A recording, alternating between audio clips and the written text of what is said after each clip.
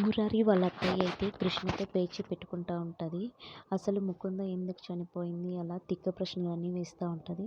చనిపోయిందంటే చనిపోయింది, ఎందుకు చనిపోయింది నాకెలా తెలుసు, అందరిలాగే చనిపోయింది తను కూడా అని చెప్పేసి అంటూ ఉంటే ఇంతలో తను వదిన వదిన అని పిలుస్తుంది. అప్పుడు భవానీ అక్కడికి వచ్చి ఏమైంది అని అడిగితే, వదిన నీ కోడలేంటి నాకు మర్యాద ఇవ్వడం లేదు, ఎలా పడితే అలా మాట్లాడుతుంది అంటే, అలా అంటే నేను ఒప్పుకోను, ఇంట్లో అందరి గురించి ఎవరైనా ఆలోచిస్తారు అంటే అది నా కోడలు కృష్ణ మాత్రమే, తన గురించి అలా మాట్లాడద్దు, నీకు ఏదైనా కావాలంటే నువ్వు మురారి వాళ్ళమ్మను అడుగు అని చెప్పేసి అంటుంది. తర్వాత వచ్చేసి ఇప్పుడే చాలా చిరాగ్గా ఉంది, ఆ ముకుంద పిండాన్ని అసలు ఏ కాకులు ముట్టట్లేదు అని మేము బాధలో ఉన్నాము, నువ్వు ఇంకా చిరాకు పెట్టద్దు అని చెప్పేసి అంటే ఇంతలో మీరా అయితే గట్టిగా ఏడుస్తూ ఉంటుంది.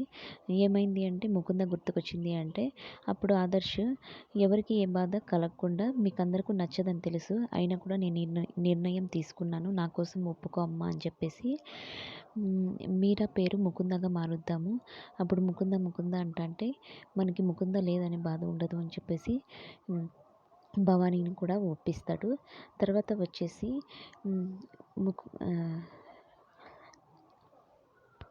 మీరా వాళ్ళ అత్తయ్య తన కూతుర్ని ఆ ఇంటికి కోడల్ని ఏ విధంగా చేయాలి, ఆదర్శ్ మనసు ఎలా మార్చాలి అని ఆలోచిస్తూ ఉంటారు. ఇంతలో మీరా వచ్చేసి మీరు ఆదర్శ్ మనసు మార్చి ఆదర్శ్తో పెళ్లి జరిగేలా చేయాలంటే నేను చెప్పినట్టు చేయండి, తప్పకుండా జరుగుతుంది అని చెప్పేసి అంటుంది మీరా.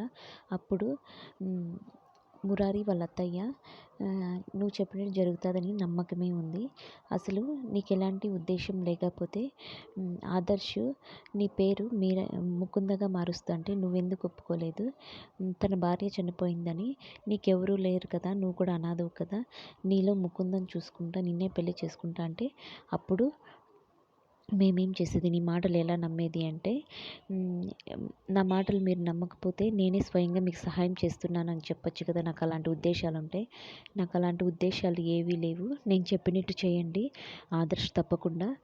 ఆదర్శ్తో తప్పకుండా మీ అమ్మాయి పెళ్ళి జరిగేటట్టు నేను చేస్తాను అని చెప్పేసి మీరా అంటుంది. సరే అని చెప్పి వాళ్ళు కూడా వింటారు. తర్వాత వచ్చేసి ముకుంద అక్కడి నుంచి వెళ్ళిపోతుంది. తర్వాత వచ్చేసి కృష్ణ మురారి బయటకు వెళ్ళి వస్తూ ఉంటారు. ఇంతలో రాత్రి అయిపోయి ఉంటుంది. తర్వాత ఆదర్శ్ బాగా కూర్చొని తాగుతూ ఉంటాడు ఇంటి ముందరే కూర్చొని. అక్కడికి మురారి వచ్చి కనీసం పెద్దమ్మ గురించి ఆలోచించైనా నువ్వు ఇవన్నీ మానేయచ్చు కదా, నువ్వు ఇలా చేస్తే ఎలా చెప్పు, పెద్దమ్మ చూస్తే బాధపడుతుంది కదా అంటే అసలు నీతో మాట్లాడడం నాకు ఇష్టం లేదు, నిన్ను చూడాలంటేనే నాకు అసహ్యం వేస్తుంది, నువ్వెవరు నాకు చెప్పడానికి, నేను చూస్తూ ఇంట్లో ఉండాలంటే చాలా కంపరంగా ఉంది, నీ వల్లే నా ముకుంద నాకు దూరం అయిపోయింది అని చెప్పేసి గొడవ పడుతూ ఉంటాడు. అక్కడ భవానీ కూడా ఇంటి పైన మేడపై నుంచి చూస్తూ ఉంటుంది.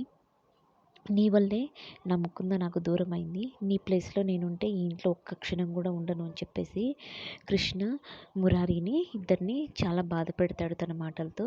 మళ్ళీ చెప్తున్నాను విను, నీ ప్లేస్లో నేనుంటే ఈ ఇంట్లో ఒక్క నిమిషం కూడా నేను ఉండేవాడిని కాదు అని చెప్పేసి మళ్ళీ రెచ్చగొడతాడు.